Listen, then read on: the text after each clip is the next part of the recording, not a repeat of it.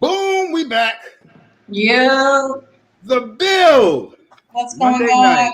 What's up, We y'all? are back. Welcome back to The Build. And we got a show for they ass tonight. Yes, we do.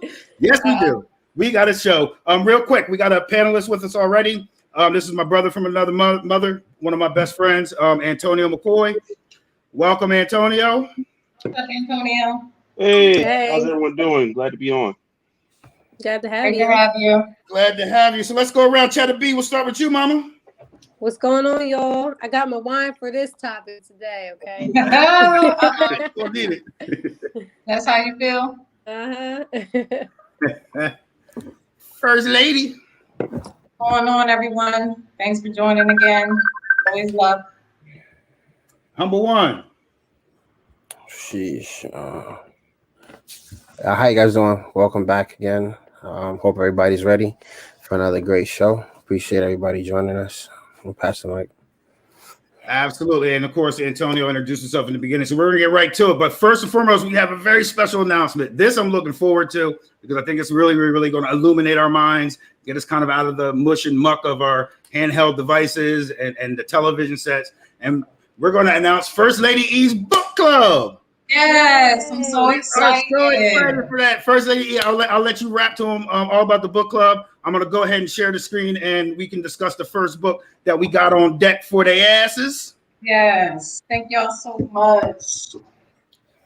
The book club. So we spoke about one time a month. The first Monday of every month, we will be building on whichever book we decide to read for the month. And this month, our very first book club read is called Psychedelic. It's an incredible read. The author is actually my very good friend, my bestest friend, CJ Gardner. Shout out to CJ. Shout out to CJ. You can get the book right now on Amazon, paperback. Go out, support Black business owners. Oh, she will also be okay. So we'll be building on it beginning Monday, May 3rd. We'll actually have her on Monday, May 3rd. So I'm excited about that. That's so dope. I'm excited too. So look forward to once a month, every first Monday of the month for our book club. That's right. We encourage everybody to join in with us. So if we're announcing a book, we'll keep it posted on the page. Read the book with us. Join in on the panel as we discuss it. The first Monday of every month will be dedicated specifically to First Lady E's book club. So Monday, May 3rd, we rocking with Psychedelic. Antonio, hopefully you can join us in on that, brother. Again, this is the Amazon link right here for the book. I'm excited to have the author CJ on. Yes. More than you know. I think it's going to be really dope. But let's get to it. Let's get to the build. The build. So we have colorism. So before we do this, I wanted just to give a quick definition of what it is and just a really quick origin of where it began. Just because I think some people may be hearing this for the first time. Some people know what it is.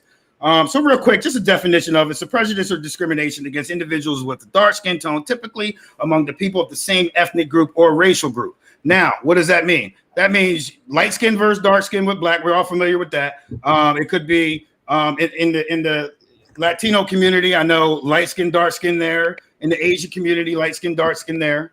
But you know what? There is an origin to it. Okay, or it did originate from somewhere. We didn't just start hating on people, on each other like that. Somebody had to be the architect of that bullshit. So, excuse my language today. It's Monday. Just make sure everybody I got the screens here. So how did we get here? So this is the origin of colorism. Okay, it's the ism that they made up. In 1712, a gentleman by the name of Willie Lynch, a British slave owner in the West Indies, gave a speech on the banks of the James River in the colony of Virginia. He was invited to teach his methods of enslavement to other slave owners. One method was to turn colors and shades against each other. Now, how did he do that? Simple. He created a hierarchical structure based on skin color with white at the top, brown in the middle, and black at the bottom. So you place yourself on top, control the few of the hierarchy who proudly enforce their hierarchy structure by oppressing everyone below them. Is this why it is easy for brown people to hate black people? That is the question, and that is an excellent lead-in to the build. So, Antonio, you are our guest today. You and I have had this discussion before many times, jokingly, I think it was, right?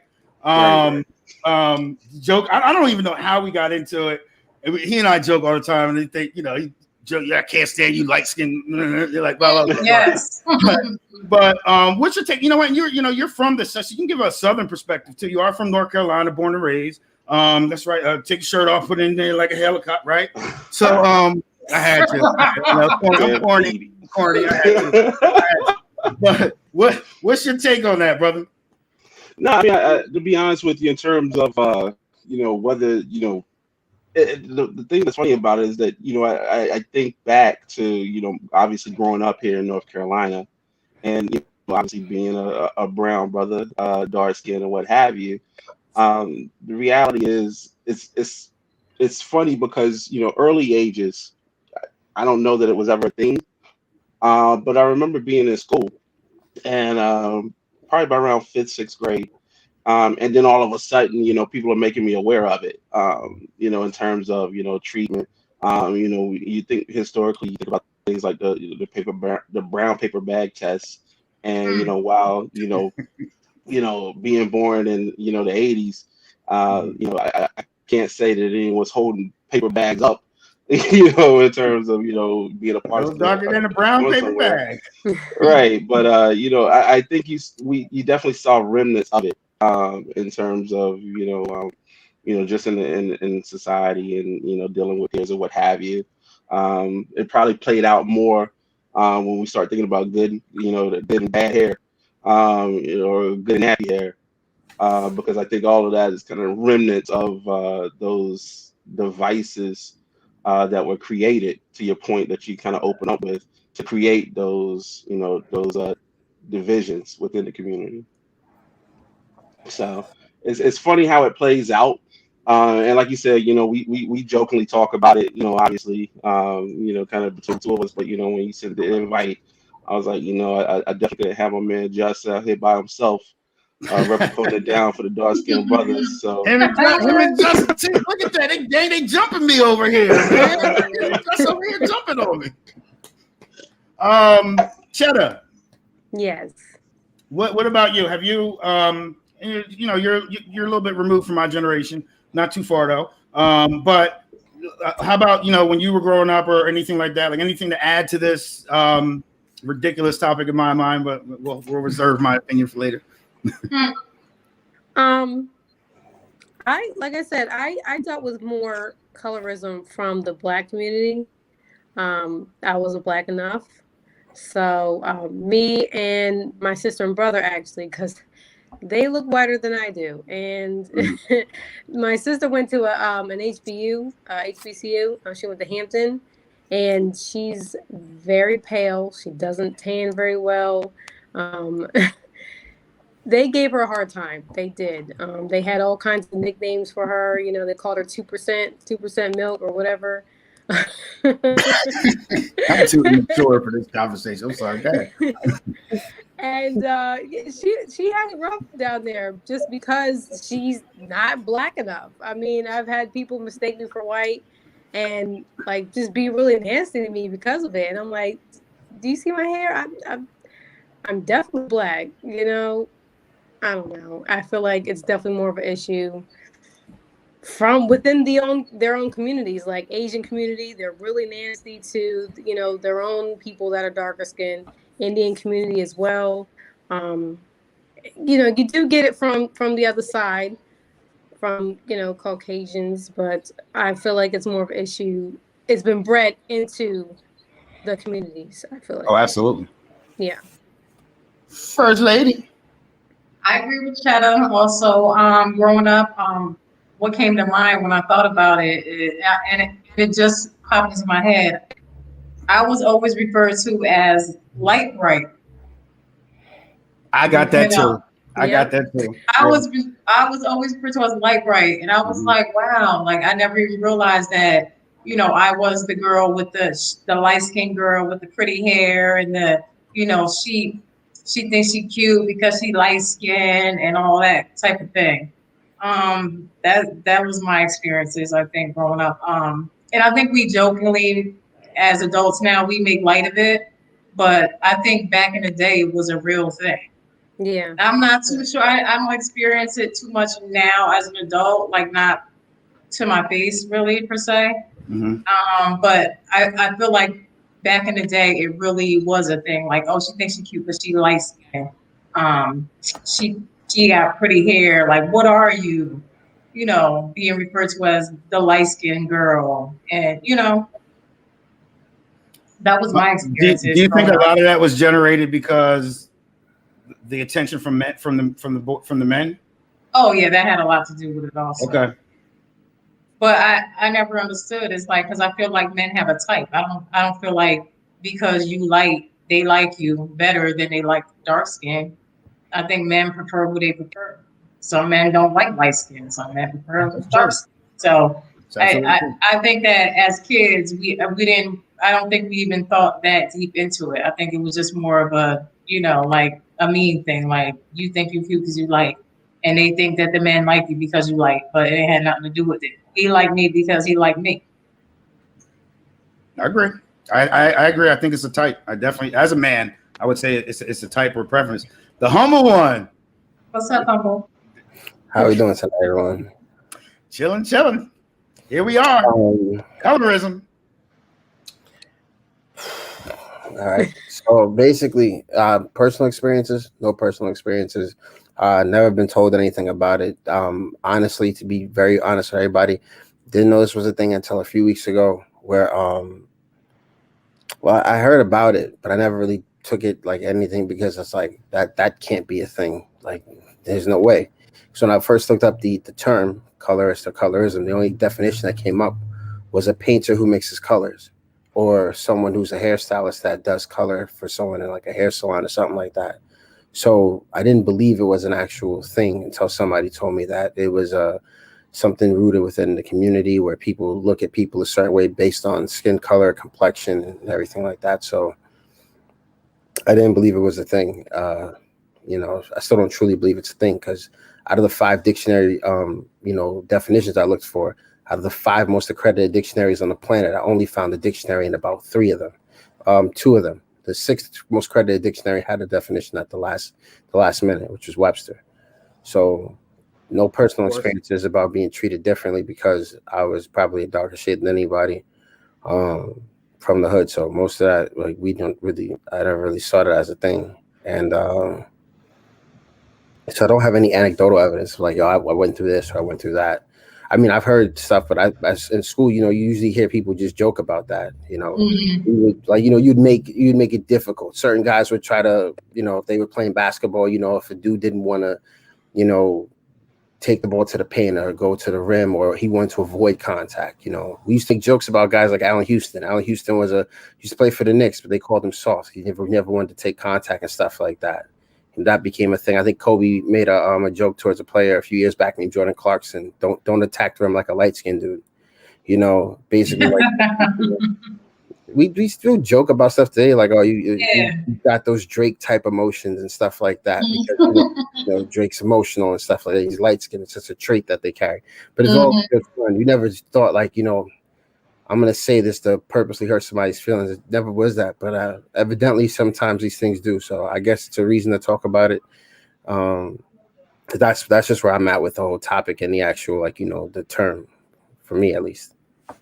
Yeah, I think more or less men joke about it. I don't know if you guys take that light skin, dark skin thing to heart as much as females do or did.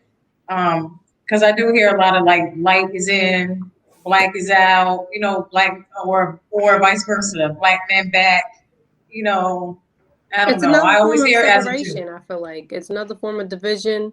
Yeah, We can't be unified if there's always something that's we're focusing on. yeah, Right, understood. right. No, and I think to the point though, that you bring up, First Lady, I having had this conversation, amongst my boys, it's probably more of a thing to kind of joke on or what have you, but it's not that serious amongst guys. But Yeah. having had this conversation with females, my sisters and cousins who are dark skinned, I think that for them it's probably more of a real thing, in terms of their experience with it, whether Mhm. it be real or perceived or what have you. For them, I probably think it well, I'm not even gonna say probably, because just kind of sharing about my wife, who is fair skinned. She talked about one time she went out with some of her girlfriends, and it actually became like an argument, kind of a touchy point, during dinner, just because of that experience, that some of the dark skinned females, um, had, just them sharing about how they were perceived when it came to the interaction with guys, or even on the job, in terms of being viewed as the mad black lady, with being dark skinned and what have you. So I think it may feel a little more real for them, than it, what my experience may have been, because for me, it has largely been a joke, a joking point, but nothing that I could say, is impacting me one way or the other. Right. So I think the female perspective probably is a little different. Well, here's my 2 cents. And here we go. So, yeah, right. No, so Let's go. I was kind of along with Just, where when I heard the word, I didn't know the word was a thing. Now the predicament is, you know what I mean, because I think we all can attest to it.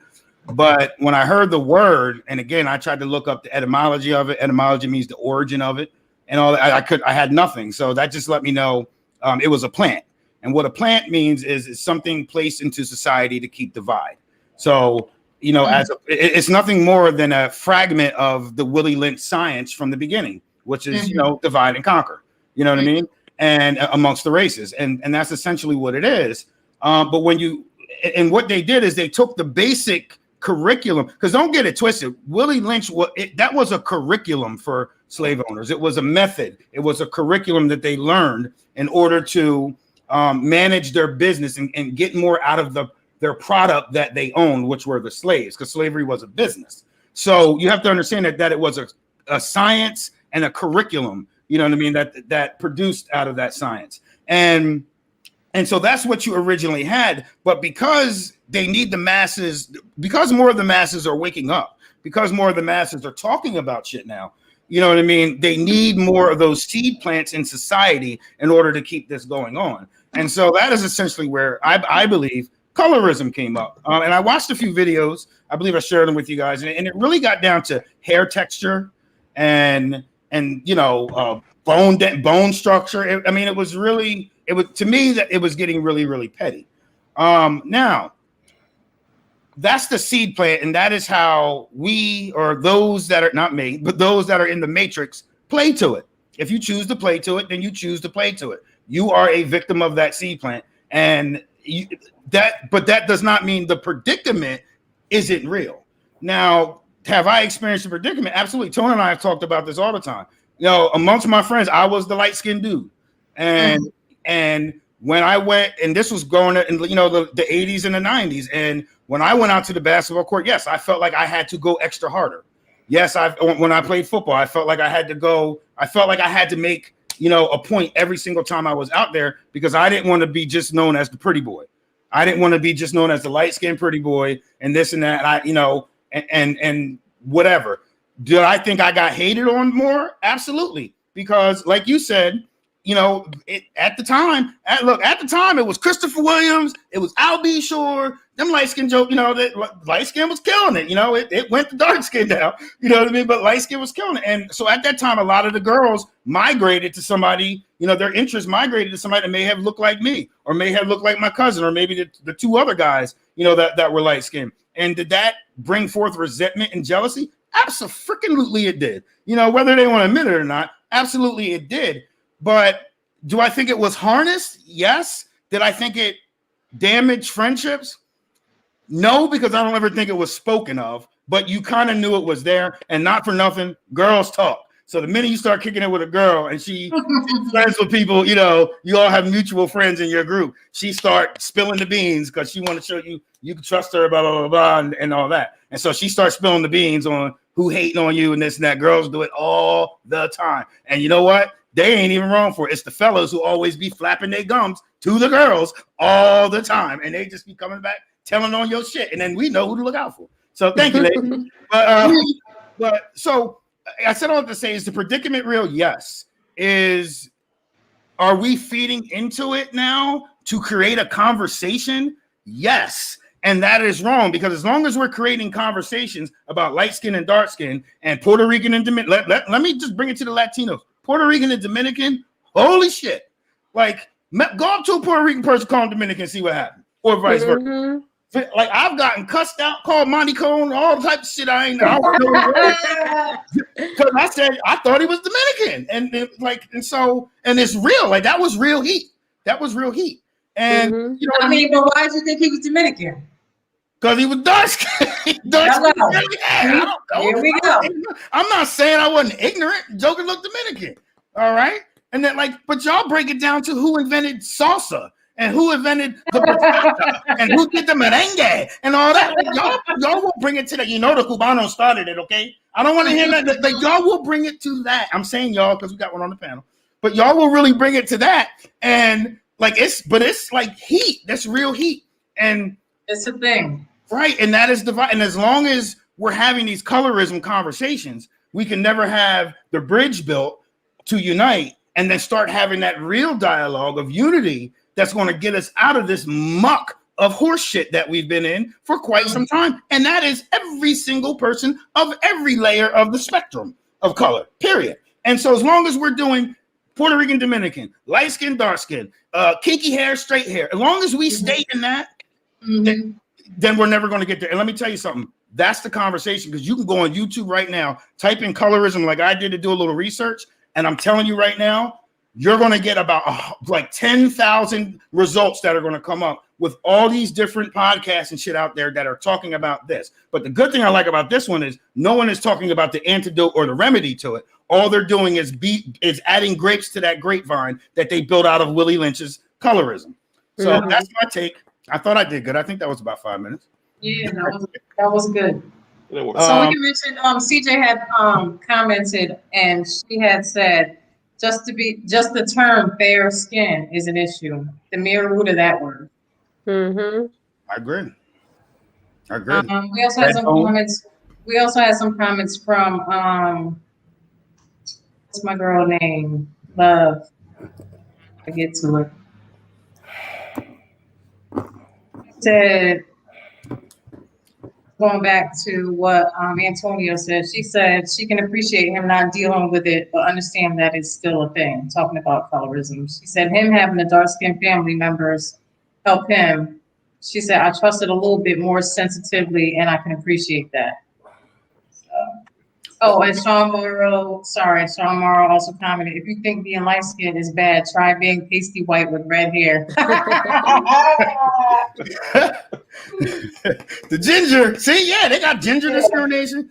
Shout out to Love, thank you. Yeah, no, I'm definitely, the predicament, like I said, is definitely real, because it's a cause and effect. The science was put in by Willie Lynch for slavery, but it never, they never stopped adopting it as they were ruling society all the way throughout. And so as the science changed, and then so did the curriculum of it and how they were going to, and all they do is do like they're doing now. They do seed plants and they'll put it on a talk show and then Oprah will talk about it, and then Oprah talks about it. Now everybody talking about it, and if Oprah said it's the thing, it must be a thing. And it is, but we have. I think if you understand the root of it, like I don't get why people can't just say, all right, it started from Willie Lynch. And they used it to divide the slaves amongst each other. Damn, that was messed up, and it was passed down for generations. So this was actually we were actually lined up for this bullshit. Like, why don't we stop it? Like, you know what I mean? Think, right? Yeah. If the more we talk, the more it adds that fuel, and then the more we get passionate about it, that's fanning the fire, and then it goes. And we gotta stop doing that as a people. Antonio and Cheddar, I want to throw it to you guys, and then back to the humble one because I know this is his. Yeah. His mouth moving. He ready to. And Tone, I know you're going at 9, so I wanted to get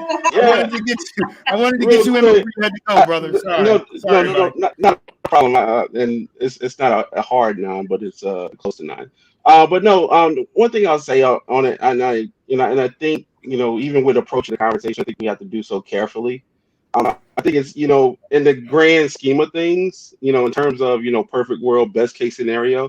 I think it's easy to say we should get over it, or we should realize it's not a thing, and we should just kind of adjust accordingly. But I think with something like this, particularly for individuals who have been impacted by it, you're talking about some real deep-seated emotional ties and impacts and traumas even. And so for those individuals, I don't know that it's we should just kind of pretend like, oh, you know what, we all were misinformed, and let's come to like this new reality, because how do you tell somebody to get over an emotional trauma, and kind of what does that process look like? So I think that's the part where there has to be some level of healing within the community, and one that's done so through the lens of wanting to help those who legitimately are saying that they've been impacted. And I can't say that whether someone has or hasn't, because of my experience, but if someone's telling me they have, and like I said, I have family members who have, I have to take that seriously too. I can accept that. I didn't. You're right. Yeah, I mean the trauma part of it. I mean, you're right. It could have been a bad. It could have been bad experience, a bad back and forth that people were having. Cheddar. So I feel like he's right that we do need to have that healing, and we need to stop talking about it, like you guys are saying, because if someone of the opposite race or whatever, they think like that, I feel like it wouldn't matter as much or at all as long as we were unified and we weren't treating each other like that. Like I couldn't believe, thinking back on it, I didn't even think too much about it when my mom first said it, but my grandmother, my mom on my dad's side, told all the girls basically to either get with another Native American or get with somebody close to that color. And again, I didn't think much about it at 15, like, okay. But then I got older and I was like, damn, that was messed up. That was horrible, especially because her husband ended up being dark skinned. So then it was like, well, why are you telling us this? And so I feel like if we stop talking about it, at least amongst ourselves, and stop going up against us, because they all look at us the same. And I say they, not all white people, obviously, but the ones that do, they all look at us the same. Doesn't matter if you 1 drop or 2,000 drops, you're black. Or you're brown. So we got to get it together. The humble one, only because I see you. His lips is tight. No, because I see him in the comment. Can I read? Can I read? Or shout out to Love again. Love, you hot on here. Thank you. Yes, Love is hot. Love to me and Josh. Had a whole debate with me trying to get him to understand at least where we're coming from, but he could not. but he could not, because he felt like we were feeding into it, and it's always been there, but for him it wasn't. That's why I said I can appreciate the black man having a light skin wide. Oh, you doing talk to text? That's why. Okay, so you got to clarify that one right there because I can't make it out, boo. But still understanding dark-skinned women's struggle. Light-skinned wife. Okay, I can understand a black man having a light-skinned wife, but still understanding dark-skinned women's struggle because he has family members it does not affect. So he can say it doesn't exist and that he doesn't believe it, but he can say, how can you fix it? And that led me to an argument on black men not protecting us as black women and black women, and feeling unprotected because we're told so, continue to suppress us that with all that we've been going through. I know you're doing talk to text, so I'll just make that clear to anybody else that's reading the comments following along. But Just, would you like to respond? She called him now.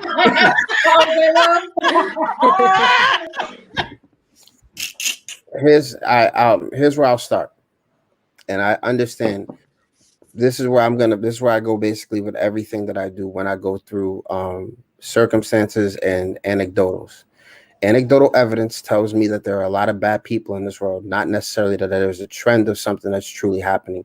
The fact that I couldn't find coherent definitions in 5 out of the 6 most accredited English dictionaries on the planet tells me that it's probably not to say that the experience isn't real. The experience is real. You get robbed at gunpoint. That's a real experience. Not me saying that robbery doesn't happen because you got robbed at gunpoint. No, you get robbed at gunpoint. That's a real experience. Robbery happens. That's real. That's not me saying that you didn't experience something. All I'm saying is the percentages don't add up. When I can't find a definition on something, I have all these people talking about something, but when I go to look for it up in the dictionary, I can't find it. That's not me saying it's not real for you. And me saying I don't think it's a real thing because the evidence doesn't point to that. 10,000 YouTube videos of people who have the exact same definition, which you cannot find in every other dictionary. I've checked Collins, Longman, Cambridge, Oxford, the most accredited dictionary on the planet. Like all tells me, like, yeah, there are some bad people in this world that perpetuate some bad stereotypes. Much like how is it a stereotype that black men don't take care of their kids? Now, if you feed into that stereotype and you think every day you wake up, you have to prove to people you take care of your kids by being super dad, well, you just fed into that. You know who you are. You take care of your children. Do you really care there's 7.8 billion people on the planet, and you really care what all those people say that you don't know, probably won't meet, probably will never hear from ever in your life? See, the idea behind it is if you give energy to things that don't matter, of course they're going to be there. It's not me saying that there isn't issues within people in our race where we have bad people that share the same melanin content of us that have those same issues. All I'm saying is that to give the energy to it and to say this is a real thing that we need to fight against, I've got 5 more, way more important things to fight aside from people not liking each other in their own community based on the melanin content in their skin. We could start at a whole bunch of other places than that if everybody wants to band together to fight something. I do believe that a lot of times women have it tough with some of the stuff they do. Aaron, you remember you did a whole video on it about 40 minutes where you spoke a good 15 about some of the struggles that our female counterparts have in this world, where they struggle greatly. A lot of it is stuff that's deep rooted within our own community where there's pressures put on them that they shouldn't have put on them. That's a way to engineer some real and facilitate some real change. And we start looking at that. I'm not saying that you don't have bad experiences. I'm not saying that people haven't put you through stuff by making you feel that way. But for someone to make you feel that way, you have to give them the power to influence your own thought.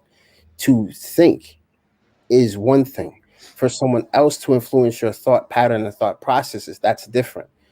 When people start to influence your own thought pattern and processes, you have given somebody else control of how you engineer your thoughts and how you respond to stimuli. Everything you see that triggers you, why is it triggering an emotional responses? Is it the trauma you went through? What was the trauma like? And if the trauma is still getting to you till this day, have you fought your demons? Do you feel some type of way that you don't feel like somebody else?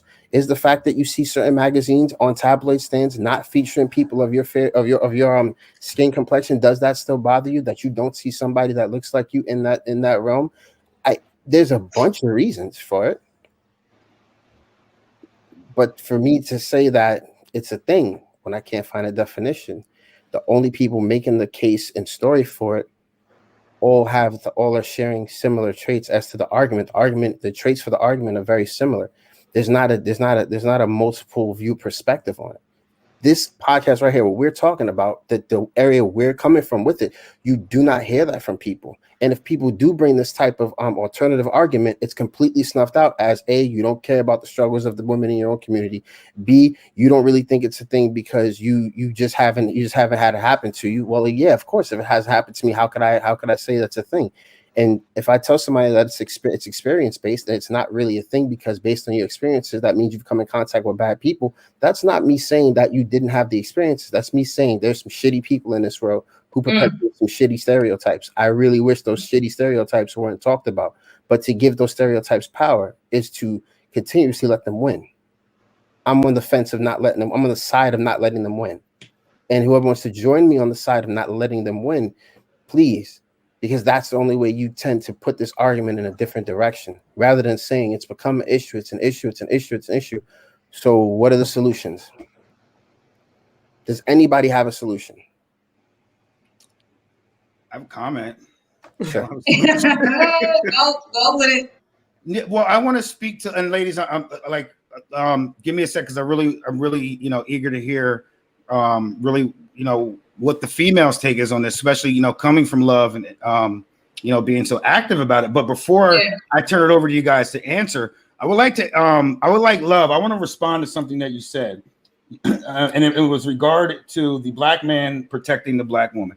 And that should be, let me broaden it to just, any man, in terms of the oppressed, cultural systematic situation we have going on, protecting their women, whether it be Asian, Latino, Hispanic, whatever. Okay, I don't like using the word Hispanic. But let me just particularly talk about the black man and wanting that protection. And I'm going to lead with it at this. Back during World War II, the majority of the men in the United States of America were sent overseas to Normandy and to other places across the world to go to war. During that time, women had to band together and they had to go work the factories. I think a lot of you have seen the movie League of Their Own. There's no crying in baseball, with Madonna and I think Rosie, a couple people. And during that time, they created a women's baseball league because all the men were overseas fighting in the war. And the reason why I led with that is because it's clear to understand that the black men are under attack right now. We are under attack by the crime bill. We are under attack by Hollywood. We are under attack by the justice system. And I'm talking court. I ain't talking about cops. They have you focus on the cops. Okay, there's more cops doing good than there is bad. Okay, out there in the community, from what I see, because I'm in there. Okay, but I'm talking the justice system. They got you worried about everything that you catch on citizen surveillance. They don't, but y'all not focusing on what happens when you get detained, taken into the precinct, got to turn the cell phone in, and you in there getting interrogated. No cell phone there to see how they're wrongfully interrogating you. There's no cell phone allowed in the courtroom when you see how you're being wrongfully sentenced. There's no cell phone. Well, there's cell phone in prisons, but you know what I mean? There's none allowed in the prison system. So you can see, all the injustice and corruption that's going on in there. And that is where the real problem, the real damage is being done to our people, because it's being done at the multitude, not by a single incident, but they have you focused on the single incident. But it's important to remember World War II because we're under attack, period. We're not even represented in Hollywood without it being an emasculization or a dress or this. We don't even have notable black men out here speaking unless it's your random Freemason, Jesse Jacksons or Al Sharptons or Boulay of Tyler Perry's or who dresses as Medea. You know what I mean? We're not here anymore. You know what I mean? We're on life support. Now that's just outwardly. Inwardly within the community, we're still, against each other. You have welfare as the new baby mom. So women don't even need the man anymore to provide and to kind of go back to that family structure. They don't need anything. They got Obamacare. They got an Obama phone. Okay. They got Obama phone. That's iPhone. Okay. They have every single thing that they need. So welfare is the new baby dad. And so when you mix that in with the mass incarceration rate, when you mix that up with the demasculization and everything else, black men need to get that shit together and figure out what's going on with us first before we're even eligible or qualified to be worthy enough of protecting our me. And so it brings me back to that World War II scenario where I said, where it's time where you stop looking for this miracle man that's going to come with a goddamn Superman cape on to come in and save the world, because we're not qualified to do that right now as a people, as Black men. We're just not. We're not. We have a lot of work. First of all, we got to get the young kids situated before we get us. Then we got to get generations of bullshit that was lined up for us. Okay, then we got records that we got to deal with. It's time for y'all to do World War II, a league of their own. It's time for y'all to step up and unite and come together as a team and protect and develop that unity amongst yourselves.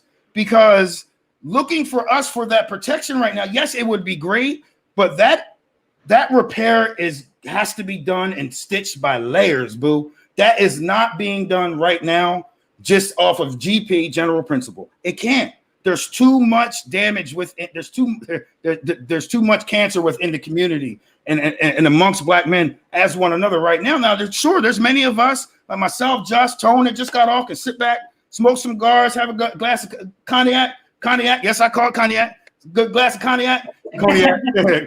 But you know what I mean, and sit and talk, and we can be men, But it's very hard for us, to forge that sword and go out into the heart of somewhere where the problems are in our communities and solve them alone without that participation of members in their back. You know what I mean? And then, but we have to. There's a lot of potter's hands here that have to kind of reforge this clay.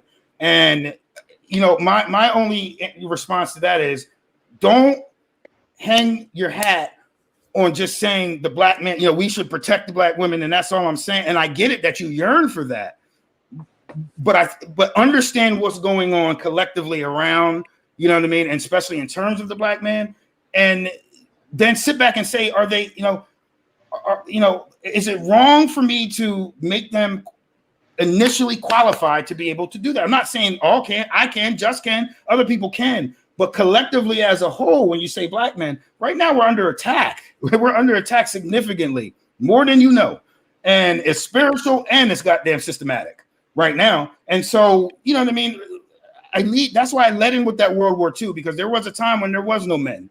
And the women came together and they held down the factories. They held down what was produced out of the Industrial Revolution. They held down sports, for Christ's sake. You know what I mean? Excuse me. Sorry, Christians. But they held down sports. And y'all can do it. Y'all can do it. Y'all can do it. You know what I mean? And so look for that out first. Look for that sisterhood first before you deal with our knucklehead ass. You can't stand us in the first goddamn place. You know what I mean? Let us get some of our stuff together. You know what I mean? Before we kind of hold that responsibility on us. And that's my tangent for the episode, ladies. I feel like that all makes sense, but what a lot of ladies are saying now is that the men aren't just not protecting Black women, they are attacking. You should see on social media how many men on there are like, just all their posts are just women bashing all day long, and how they feel about Black women, and that's why I date a Spanish girl, and that's why I date a white girl, and because Black women, this, that, and the third, on my posts all day long. I had a post that said, the men that say beloved are the ones that hate women the most, because they are. There's one guy, every post where he says beloved, he's talking some kind of smack about women and right. How much they're this, that, and the third. Like, so if that was a conversation that was being had, that was like, listen, we just can't look out for y'all right now. We're trying to look out for ourselves. We know that the women are strong enough to handle themselves right now while we get ourselves together. If that was a conversation, we'd be cool, but that's not what's going on. I don't even think most men even have that thought to say, no, we're not collectively even capable of doing that. At least the people in my age bracket definitely don't. That's not even a thought. Wait, so you said, well, just one more time. You said the people that say beloved. The men that use beloved, like they are about to drag you through the mud when they start off with beloved, from what I've seen. Hilarious. I really am not on anything that she just said. I don't follow a lot of people, like random people. So the people that I follow, I don't experience that. So I can't even speak on that. I think it's my age group, I think, and younger. Because like I said, they idolize past or future, and and they idolize just treating women like crap. It's what's cool to do now for some reason, because all women are for the streets and all that stuff. So, and it's really in the Black community that's where I see it, because I have a lot of friends I should probably delete. No, I believe First Lady. I mean, I listen, I feel like my timeline is pretty dry. So I mean, maybe some entertainment I wouldn't mind, but I don't have that kind of shit dry. I don't have that kind of stuff going on. It's definitely entertaining, but at the same time, you know, I've been going to argue. It's like I can't argue with everybody, so I just leave it alone. In the sense of the lower vibrational, I'll speak about it like that really briefly. To respond to things. See, I want people to understand. And I think a lot of times, to anybody watching, I apologize if it comes off self-centered or selfish or arrogant. It's not meant to be that at all. A lot of times for people like myself, I don't respond to things that don't stimulate thought or provoke thought. I don't respond to things like that. So I can understand when people see things and they want to immediately respond to it. I totally get that. I love to debate, and I that's just what I do. Like, I love to debate, but it has to be something that's going to be, you know, thought provoking. It has to be something that where it's going to take intellect and stuff like that. People saying certain things about certain people, when one person paints with a broad brush across all women or Black women or women of this complexion, that when one man does that as well, you know, that's not a conversation most guys usually have. And if it is a guy, you know, we usually don't look at them a certain way. We usually don't call those beta males, because men don't really run into those circles while having that discussion about women. When you talk about women, you usually, like, you know, you sit back and, you know, hey, yo, how's everything with you and your girl? Everything go with me and the missus, we chilling. Like, you know, things like that. When men sit back on social media and they talk bad about like a group of women and stuff like that, you know, for the guys, we just like look at this dude. Like, we don't really think much into it. When it comes down to men basically talking bad about a bunch of women on like a regular basis and stuff like that, that's not really a thing that you should give energy to, because that person, once again, doesn't know you. They don't know you. You may, and because he may be talking about women that may look like you, he doesn't know you to be talking about you. So he's probably not talking about you. He's giving perspective from his experience, and in his experience, he's run into some bad women. It's much like when people say all guys ain't shit. Like, of course you think guys ain't shit. You run into circles with the 4 or 5 dudes you've had long-term relationships. They've all been shitty. It's not that all guys aren't shit. Just the fact that the men that you run into don't tend to be shit. That's your situation. That's a you problem.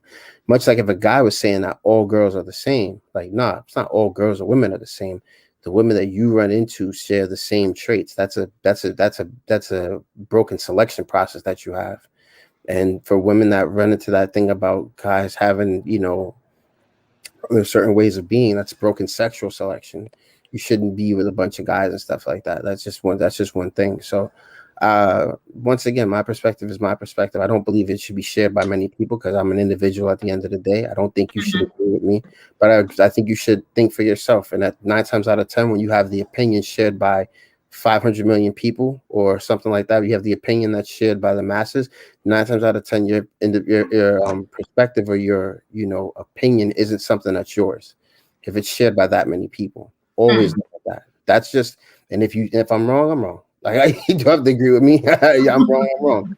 But if you have an opinion that's shared by that many people, it's not really an opinion anymore. It belongs to the masses. And you should always look at that if you think that you have a perspective that it's something new that nobody else is thinking about. I'll leave it there, because I don't think that's where it is. On the issue of colorism within, you know, the community that women face, you know, such as shout out to Love, because we did have a long conversation about it, and she spoke about certain brands not having certain makeup brands not having things for certain women's complexion. She spoke about things for certain people's hair and stuff like that. I get that.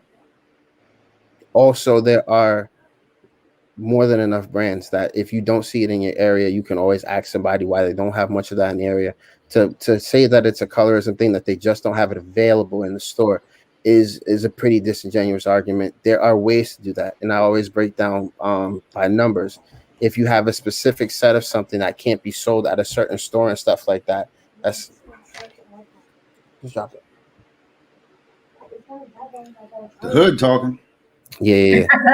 If you have say a store buys something and they have to buy a certain amount in order to be able to get profit on it.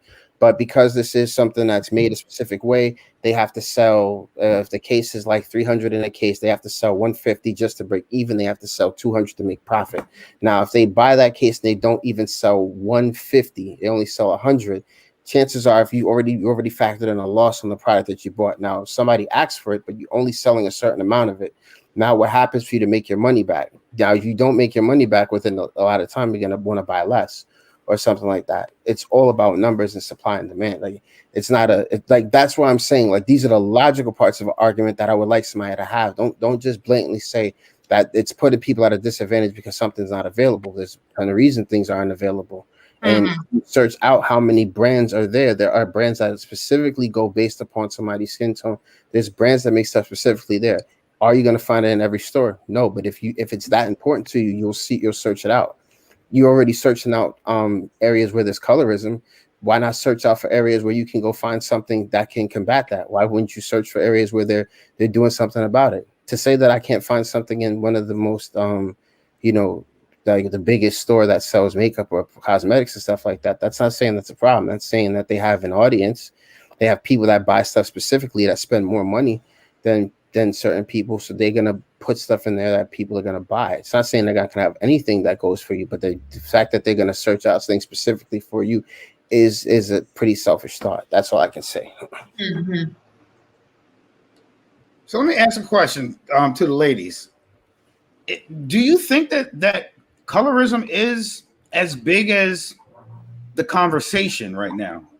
Just out in your daily lives, whatever it may be, whether it's socially, whether it's at work. I know you were talking about well, let me just build on something Cheddar said. Cheddar, I think the genesis of degrading women started in my generation, actually in the 90s with hip hop, as it migrated from the KRS-Ones, the Public Enemies, the Slick Ricks, and all that, and it migrated into what was known as gangster rap and all that. And now all that was complemented by the crime bill. We're gonna get into that in another episode. I promise you that. But oh yeah, but that's my favorite, Mr. Biden. But do you? So I'll say that. I'll say what we'll take the blame for that. Because I was there in the 80s for hip hop and fight the powers that be. You know what I mean? I was there in the 80s to hear Ice-T and everybody, discussing, some of the police brutality that was going on with the LAPD, but not in the sense of what we're talking about now. It was more of the the roots of the injustice that was going on, and that literally migrated to chick suck my but and it was like when you hear it, that's so much. Look, just as much as it was, we would hear it and then it would program us, and then we'd go to the club and buy a bottle of Moet. We'd hear it and it would program us, and we go to buy a bottle of Bellevue. Okay, that was my generation. Buy a bottle of Bellevue when you get there. We hear it, program us, and then we go Papa E or whatever, or some what are y'all youngins called lean or something. That stuff, cough syrup. That's what it is. But got some mucus. That's what you take it for. I don't know. Fuck y'all. Scissor. Scissor. Yeah, there you go. Yeah, but you know what I mean. And so but just as much as we hear it, it programs us, and we do it. And I'm guilty of that. I went out and bought a Coogee sweater because Biggie told me to. So if you think about it in the logic of programming, then the same way that we heard the lyric to do that, the same way we heard the lyrics of tell your girl to and tell your short friend to and and it's programmed, and that then becomes the game that's being spit on the streets. Yo, tell your girl, come on, and so it's all about programming. So, and that's Willie Lynch. That's Willie Lynch. You program the minds of the masses, and get them to act this way. And that does cause a divide. In that case that I just example, that was divide of the male and female. You know what I mean? To get them to be more explicit to one another, to get them to be more degrading, but then to glorify it in the music to make it okay. In the 60s, as you heard me say before, they glorified a sunshine on a cloudy day. And, you had Sam Cooke and other people, singing love ballads. And that's kind of how it was. And that's why that generation always looks at us and thinks we're heathens with our music, rightfully so. but you know what I mean. But you know, we're programmed for that, and so are you guys seeing that a lot? You know, out in your daily lives, or do you think colorism has shifted a little bit towards the better, and we're kind of making mountains out of molehills? I don't really experience it today. I can say I just don't want to negate anybody's experiences, but I do understand where you guys are coming from. I feel like the more people talk about it, the more we make it relevant. You know what I mean? Like I understand that part, and I feel like it was planted, but it was planted way back in the day. You know what I mean? So this is like something. This is generations of colorism that was planted that we didn't even realize it was happening, but it is. You know what I mean? Like people, when kids, they hear about it, they just know from what their parents talk, from what other people, you know what I mean? Like, how do you break something like that where, you know, now as adults, we think about it like, wow, that's right. It makes sense. Like they probably did plant the seed for us to divide, but we ain't think about that. Nobody talked about that back in the day. We're not talking about it now. It's being more talked about now with, you know, as things are evolving and social media and all this stuff. But I feel like the older generation, no, they're not talking about it because they don't talk about a lot of things. I learned talking to my friends about their grandparents and great grandparents, how they are. They don't talk about a lot of stuff, mental health. They don't talk about, you know, going through depression. They don't talk about, you know, having a slave mentality, which, you know, a lot of Black people have, you know, still to this day. They don't talk about any of those things that we're now realizing are a thing. And we try to get them to talk about it, and they so stuck in their ways of how they think that it's like it's impossible. So it has to be done, I feel like, with either older and super woke or the younger generation. Right. But it's like retraining people to think another way that they have been taught all their lives. Yeah. You know what I mean? It's hard. Go ahead. I'll expand really briefly, Aaron. I'm not going to take too long. No. Go ahead. I just had a question anyways. Go ahead. What I'll say is when we talk about retraining the brain and stuff like that, I would like people to think about it like this. If you get told something and you feed into it, it becomes part of how you see things. That becomes part of your lens. As we feel here, we feel in here. So what we feel up here, we feel in here. So if I go through the life with a lens, I was fortunate. I'll say this much: I was fortunate. I went through life with a pretty balanced lens. I never felt different or anything like that. I never felt less of anybody because I was Black. I was fortunate that the adults in my life provided me with balance to not think that way, because I didn't approach things with a racial lens. So when I go to a job interview, I never once felt like, man, I ain't get it because I was Black. Never once did I feel that way. And once people put that on you, that you are different because your skin complexion, you are different because you don't resemble people on magazines, you don't resemble people in movies. When people put that on you and you accept that, that's when you've let somebody else win. Which means, once again, the influence of your thoughts coming from an outside voice should not happen. The most strongest voice should be within. That's not easy. And if you come from a background where the people in your life don't give you that balance and they make you think you're different because of that, that is not easy to re-engineer as well. That's a very tough conversation. But when you come across individuals who want you to feel more empowered or more in control of your own emotions, or in control of like your own thoughts, like, then it's not everybody doesn't have the same lens. And I want people to understand that. Like, I don't expect people to agree with what myself or Aaron, or if you don't, like, anybody watch you don't have to agree with any of us. Have your own thought about it. But I'm saying that the lens that you have, if you have the lens that through what you're going through, it's a situation where, as every time you see something or everything that's said, every comment that's said is insensitive purposely, and it's purposely racist, or it's purposely, leading to a certain ism or ista. It's like, it's not all of it is that. Speech has become so heavily doctored today that speech is not the same. Like things you could have said like maybe 20 or 30 years ago, things you could have said 10 years ago, you can't say anymore. Like think about that. Where does it stop? How far do we go with speech? That's a and this is why it's a dangerous argument, because free thought is the ability to think without being censored or think without having to always filter yourself.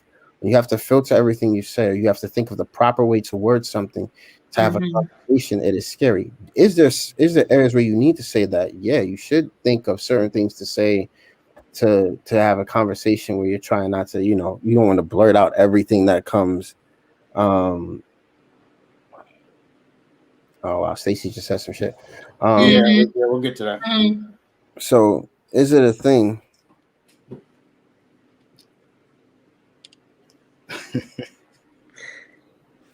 So I think that there definitely is a conversation to be had how to re-engineer thought patterns and processes. It's definitely a conversation to have that.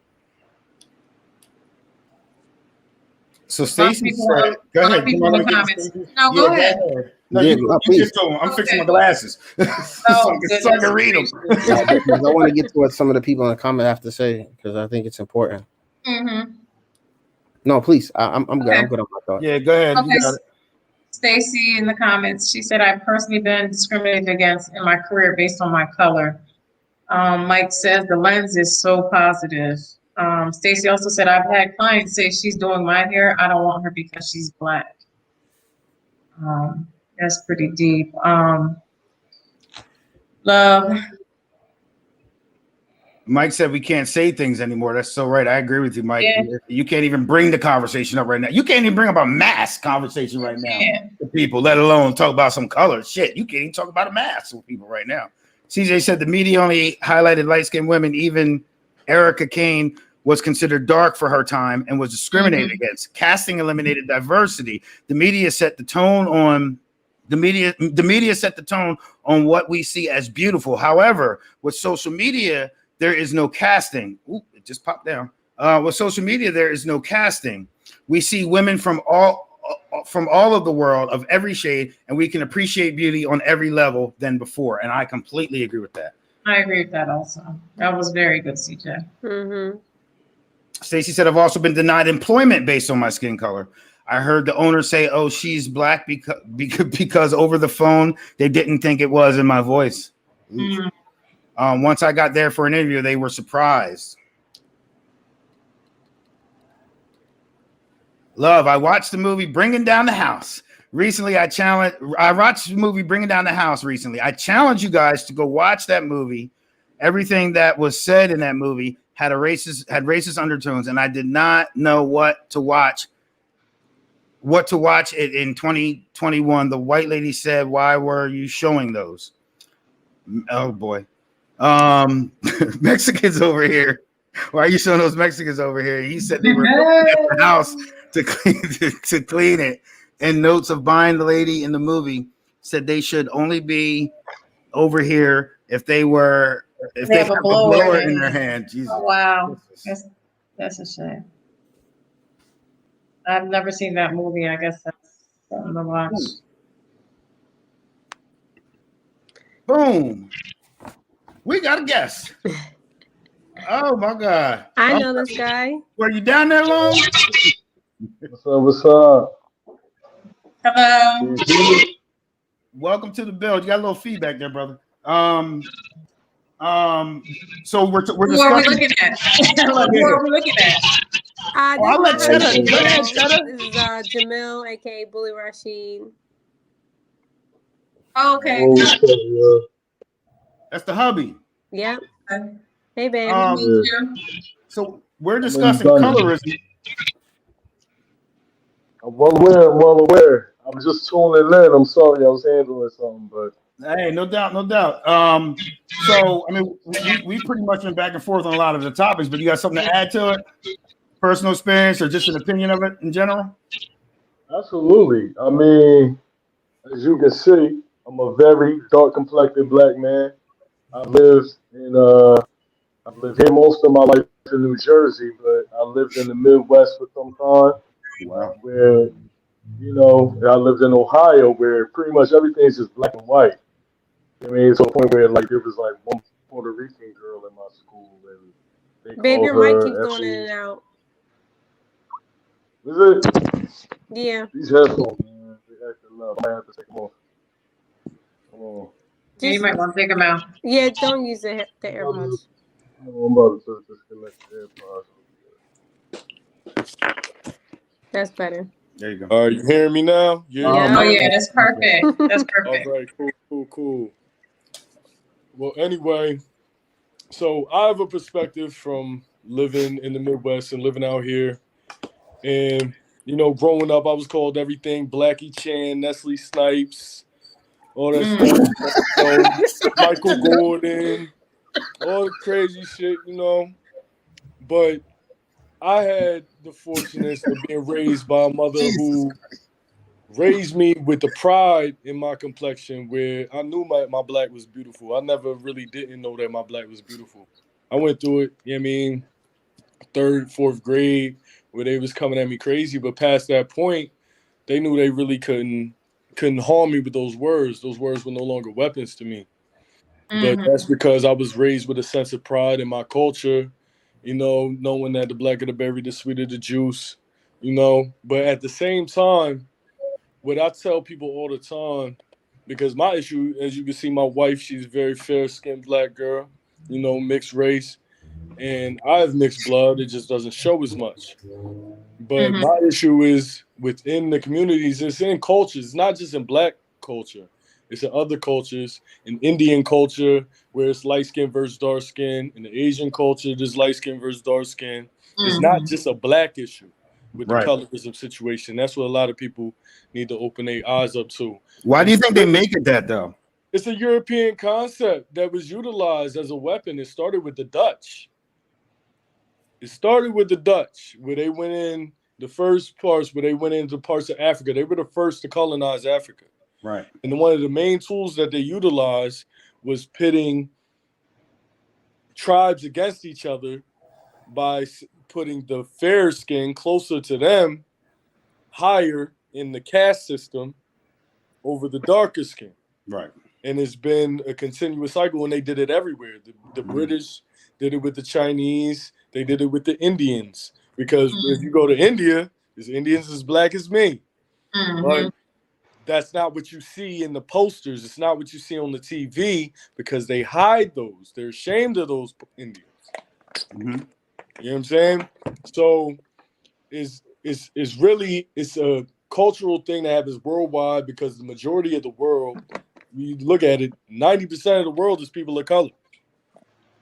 So the fact that we have an issue with colorism in a world that is dominated by color, where did it come from? And it came from the people who lack color. Divine Mm-hmm. Point blank, period.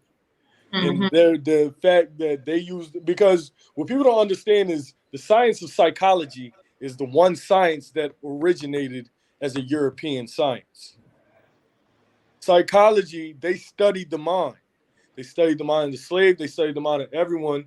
That is the true originating psychology, originating European. And they know how to manipulate other people and how to the art of manipulation, division, divide and conquer. That was their number one tool to conquer everybody because they didn't have the biggest, the strongest, the fastest. They didn't have the best armies. The only thing they really dominated was with navies when it came to war. So if you was fighting on land, they were at the mercy. So they had to turn people against each other in order to be able to infiltrate. That's everywhere in the world when you look at it. So the issue with colorism is people just got to realize that we are all people of color, whether you're lighter or you're darker. It doesn't matter, and you're not no better because of the complexion of your skin. Your complexion has nothing to do with your connection with God. Point blank, period. At facts. the end of the day. So, I mean, we just got to get past that and past those little seeds that have been planted generationally over time when it comes to, oh, you light skin, you think you better than me, you got good hair, I hate that good hair comment. you know I what I know, mean? I hate it too. That's my biggest thing. And my thing is everyone needs to read the book called The Hair Story. Hair Story touches on the good hair Oh, construct. hair story. Yeah, it's called Hair Okay. Story. I don't give me the quote the author. I don't remember it right now, but I'll look into it further. It's a book I read in high school that my mother Mhm. read. But it really I mean, hair texture and colorism, kind of like all those hair texture, colorism, eye color, all those things are like interlinked because it's like, oh, if you got green eyes, you got pretty eyes. But Right. Instead of just a Mhm. person brown a eyes or person with whatever. a person with dark eyes got pretty eyes too. For me, it's about shape as much as it is color. Mhm. You know what I'm saying? So it's like we've been manipulated into judging features literally based on looking through the prism of color and nothing else. And that's where the roots of colorism are able to fester because we're looking through a lens that is purely based on, oh, what color is their hair, what texture is their hair, what color are their eyes, what color is their skin. You know what I'm saying? And those are the first things you're judged on before they even look at your features or hear you speak or get to know anything about you. You're being judged on those details. But so I know what these other two over here are thinking. How do we fix that though? If it's, you know what I mean? Because it's definitely a problem, whether people have experienced it or not. It is. I mean, Um, issues just like this, colorism, just like racism, it is there's no quick fix. There's no simple answer. It comes from constant discussion, more people being willing to have the discussion, and people who are educated enough on the issue passing on the information. Because Mhm. it's people who have understanding but aren't sharing because they're just peaceful with their own understanding and they're not willing to speak on it or they don't have the patience to speak on it and tolerate the ignorance around them. So they like, whatever, I know what the fuck I'm talking about. Excuse my language, but it comes. Don't worry, you got me on here, so you're good. You're good. Mhm. But at the end of the day, the reality of it is there's no one solution. We have to first get in tune with ourselves as we all get our own individual understanding and make our own peace with, you know, your color doesn't matter.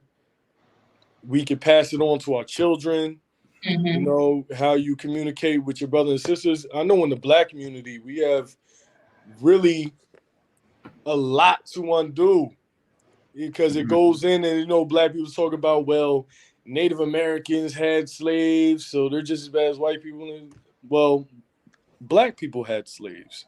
In America, having a slave was a test to Commonplace. class. Mhm. It was you were showing your status in society by whether you had slaves or not. So, Mhm. and a lot of times, I mean, there were light skinned black people, there were families of light skinned people that had slaves, and their slaves would be dark skinned, they would be light skinned, they were seen as better and felt better because they were light skinned. That was the mentality in that time, and that mentality hasn't fully dissolved and went away. nope. So what we're doing right now is there's the resentment in the relationship between dark skinned and light skinned people in America. That's just America alone. There's a resentment because constantly we've been made to feel the more white you look, the better you are. And I mean, it's in the treatment and there's in a lot of different things. I heard my man saying earlier, like that he was brought up not to see color, not to expose the color, things like that. But at the end of the day, it's a beautiful thing to be shielded from something. And I was sheltered in a lot of ways until I went out into the world. But because you're sheltered from it doesn't mean it doesn't exist. Mhm. So there's a lot of things that exist that are an issue that some people haven't been exposed to, so they deny the reality of it. But that is a blockage in the discussion because it's blocking us from being able to just say, look, this happened to me, It happened to him, happened to her over there, and it happened to him too. It might not have happened to you, so you're saying just because it didn't happen to you that it's not real. We have that a lot going on in the black society. It was like, well, I'm good. I'm rich. I'm successful. So how you going to say that systemic oppression is a thing? Because it didn't affect me. Well, you overcame it, but everybody's not going to be able to. So that's a situation where that's just one of the things. But there's a lot of things that people go through. Some people overcome them because they had opportunities that other people didn't. Everybody got a different household. You could be in the hood, and just because you're in the hood doesn't mean that you're going to have the same mentality as your neighbor if your parents are musicians or artists or teachers or scholars. They're going to be teaching you something different that your neighbor's not going to be learning. So everybody, regardless of their situation, isn't getting the same exposure because at the end of the day, it starts in the home. That's true, man. Yeah, because it's crazy. We went to go get our marriage license, and this white lady in there that had to give me that application to fill out or whatever. She already, I feel like she was a Karen. You know, she just had a stank attitude for her day going bad or something. But as soon as she saw who I was marrying, you know what I mean? He came in, he's dark skinned, he's got the chain on or whatever, this deep voice. And her whole face was twisted up, and she was so nasty to us the whole time. It was crazy actually. Because I don't know had if you would ever never, experience something like that. I mean, huh? she probably No, never I experienced. had not experienced anything to that extent. No, Yeah, I but seen. that's unusual for you. I would. My thing is I'm not fazed by anything because my grandfather, and this is why I'm not racist at all, but I'm still have pride in my culture. But my grandfather, when he remarried and divorced my biological grandmother, married a white woman. And they were older, you know, in their 60s and 50s. And this is in the 80s. I mean, late 80s, early 90s. They was getting looked at sideways a lot. And then they would have my little black ass along with them. And they really be confused. Like, what's going on here? You got this little white lady with this black man. You know what I mean? This is my grandfather in the background. I don't know if you can see it over top in the picture. That's my grandfather. He was a war veteran, fought in 3 wars, and he was constantly breaking down barriers of race. He would be in the boonies of New Hampshire with some dude that you swore probably had a Confederate flag over his garage or something. And my grandfather was able to break down barriers like that because of the type of man that he was. So I try to carry that with me. You know, that at the end of the day, just because people are going to prejudge you, that doesn't mean that you have to succumb to the prejudice. You just have to figure out how to navigate it and overcome it, because people looking at me always assume I'm just this hood nigga, just looking at me, not talking to me nothing, or they'll hear my voice off a couple of words and they just assume I'm just this hood dude, not knowing I got education. I got a college education. I'm very well read. You know what I'm saying? Very articulate, and nobody would ever know. And nobody would ever assume so. And that's what another issue is with the stigma, that, you know what I mean, they'll look at you and they see you're dark skinned and you muscular, and they're not gonna associate that with Something positive. potential, being positive outside of being an athlete. Yeah. You know what I'm saying? Where there's plenty of football players that stop playing football to become doctors, but it's not talked about enough. And there's plenty of black men throughout the history of time that have been super intelligent. It was actually, in the olden times, a lot of the old Southern universities were universities where they studied the different tribes of slaves and learned things that they brought with them. Like there was tribes that had the cure to what's that eye condition? Cataract? Glaucoma and cataract. Glaucoma, Both yeah. of them. But cataracts. There was a tribe in Africa, in East Africa, that had a treatment for cataracts, natural treatment. And they would study, like, there were tribes. When you go back in another book, y'all got to look into is Black Indians. Because I that was telling him about I that. read it. America, yeah. So when you read that, the Native Americans and the Europeans learned tropical agriculture from the Africans. The agriculture that's done in Florida and Georgia and stuff like that, a lot of the agriculture that's in farming that's done in America now was taught to the people, indigenous and not and European, by the Africans that were transplanted here.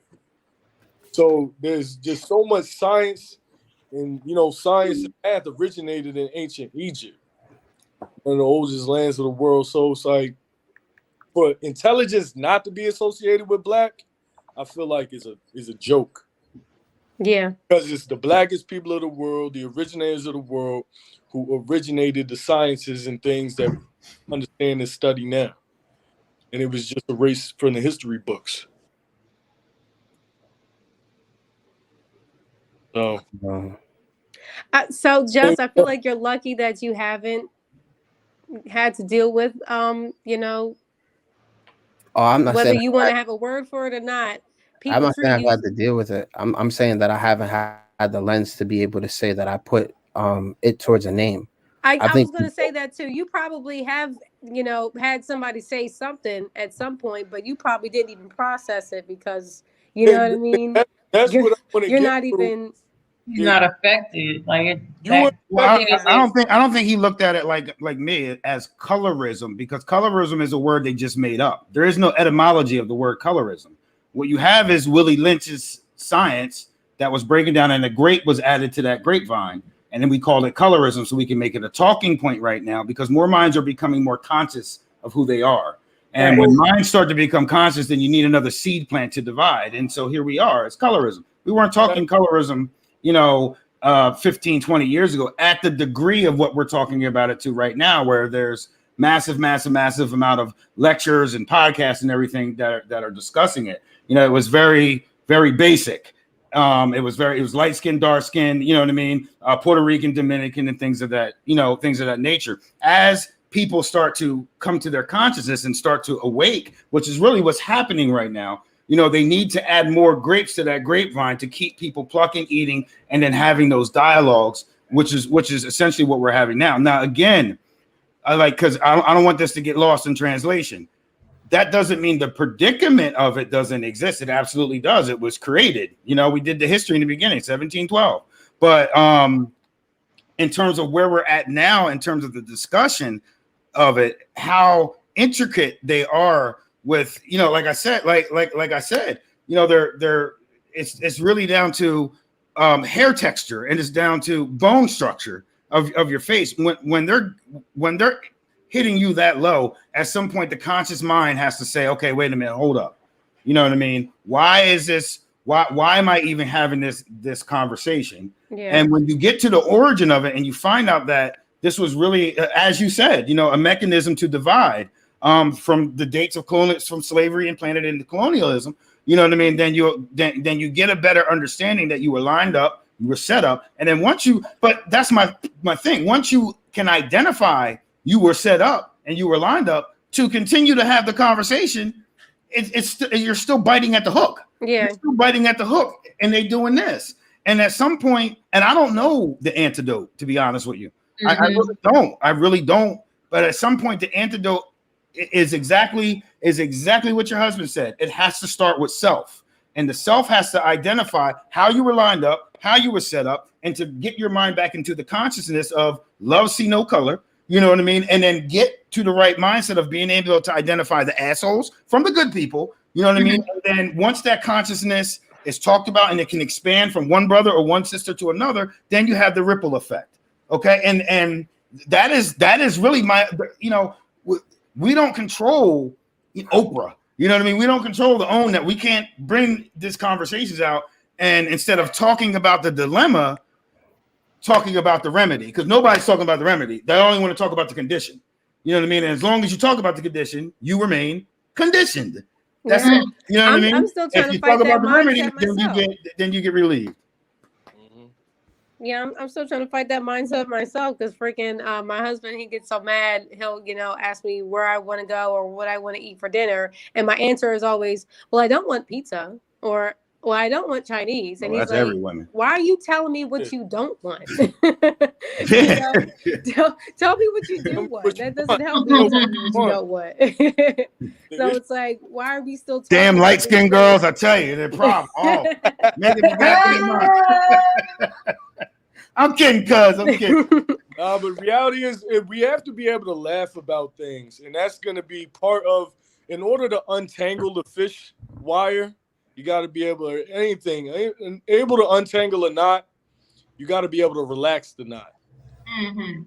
The best way to relax the conversation is through being able to have sense of humor and being able to laugh and joke, and that, I mean, everybody takes everything too serious now, and that's the problem with conversations is everybody takes themselves too serious, or everybody wants to be, on a pedestal of mindset, and everybody wants to be so woke. Right. They want to win. They want to win every conversation. Everybody, right. And the goal is not to win when you're having these type of conversations. The goal is to come to understanding. Yeah. Everybody wins when everybody understands. You know what I'm saying? There's not the competition when you're trying to we're both trying to solve a problem, and it's both of our problem. You can't win by solving it first because it's not solved till we both know the solution. Right. You know what I'm saying? And that's why you build. Yep. That's why we That's build. why Yeah. you build. You build. Take a chance to make knowledge born so that everybody can see. Mm-hmm. So I think Aaron did a good job by explaining the Willie Lynch and understanding that there's no etymology to the word, there's no history to the actual word, but understanding the history of the mindset and ideology behind it was a big deal to be able to get people to understand that there's something there. Is it necessarily colorism? I don't know, but there's something there. It was definitely a divisionary tactic. How we battle back from that divisionary tactic is, well, what's the opposite of division? You can't fight something if you fight and divide it. You have to unify to be able to fight something. So there is a collective that you guys have to come together. Like, okay, this is what we know. Let's start working together to get over that. I feel like a lot of people in our community have gotten over the hump of the mindset. The mindset is the lockdown mindset is crazy. So I think we've done a good job in that. But the journey's not over. The journey is still being fought actively. But you got to have people willing to have the conversation first to be able to say, okay, let me hear what your perspective is on it. Mhm. Being willing to listen is a big deal. Listen to understand rather than listen to respond. Good point, Jess. Definitely agree with that. I laugh because my husband says that a lot. Literally say it all the time. Listen to understand. Hear what I'm saying. Digest what I'm saying. Don't just listen so you can have a clap back. You know what I mean? And my thing is, you have to understand the art of war. That's every woman, man. I'm sorry. It's not only women, men do the That's same every thing. woman, please. Yeah, I mean, yeah, definitely. It's not a woman thing. It's everybody thing now. But my Well, thing, true. you have to understand the art of war, but you have to master the art of diplomacy. So you have to understand the war, but you have to be a master at being a diplomat so that you can navigate the war and suppress. Like, who's going to stand up in the middle of people fighting and saying, all right, yo, everybody calm down. Somebody's got to be that voice. And that's what it comes from that. And then there has to be people with enough sense to listen to that voice. And the more people listening to that voice, the more people coming together, more people spreading that message. That's the only way to undo what's been done. It's literally it's like a fishing cable with a bunch of little knots in it. It's near impossible to untangle, but We gotta link up. I know you go fishing. Okay. Sorry, side note. I digress. Got the pull. I'm telling you right now, I fill up the coolers. So I'm just letting you know. I'll be out there telling people I'm filling up the coolers. Wait, I need some good fishing spots. I just bought this pole, man. Oh, all right, I got you. We'll link up. I might go out this weekend. All right, we'll have to Just shout What's up? Well, that was awkward as shit. No, I wanted to get, I figured I'll have you send us out on this with a final thought because I want to be mindful of time. This was definitely something that was pressing. This was something that, we knew we were going to get a lot of different angles and viewpoints on it. I think Antonio, who came in earlier, Rashid Galuk, thank you for coming on. Cheddar, First Lady, as always. But this is one of the topics that unfortunately is just going to be, ongoing. I implore people to look at some of the stuff that you heard us discuss here, the Willie Lynch, and what does that really mean? Just Google. You have means to, it's like all the knowledge is out there. All your answers, right at your fingertips. all your answers are out there. You gotta read though. You gotta read. This isn't a 60-minute TikTok shit that you're just going to get all the answers. It's not going to happen. You got to put in the work. You got to want to know. But if you don't want to know, you don't want to do the work, then don't have an opinion because you're going to meet people that then did it. So you know what I mean. But Just I'll let you roll us out here. Thank you everybody, and hang tight because we'll go backstage. All right. Thanks everybody for tuning in. Appreciate you listening. Appreciate all the people in the comment section that was giving their thoughts, experiences, and their idea on the lens of what it is the colorism debate truly is. Appreciate everybody that came in. The final thought that I have of the expression I'm gonna leave everybody with is to understand that the perspective within yourself is the biggest thing first. Understand how you view yourself. And as soon as you understand how you view yourself first, understand the type of knowledge that you have and what you want to bring forth to the conversation. This conversation isn't easy to have because this affects people very differently. You got women that go through things, men that go through things, people that are passed over for jobs, people that are passed over for scholarships and other things like that. A lot of it comes to a bigger conversation. Does it solely go to color or race? It never always solely goes to one thing. There is reasons for it. But the fact of having a conversation of this is what's going on so that more people can be brought into it is necessary. I implore everybody to start listening to each other more, have more open-ended conversations where you don't have to agree at the end, but you have to both come to an understanding of what somebody else says versus what you say.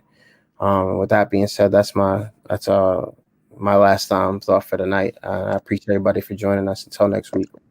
Yes, thank y'all for joining. Appreciate all the love. Thank you guys so much. Thank you for having me.